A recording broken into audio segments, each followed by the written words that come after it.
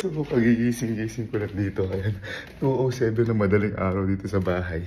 Kanina ko pa kasi lang hindi makatulog. Yung mga kapatid ko kasi nanood po sila ng horror kasi nga daw November ngayon, ganyan.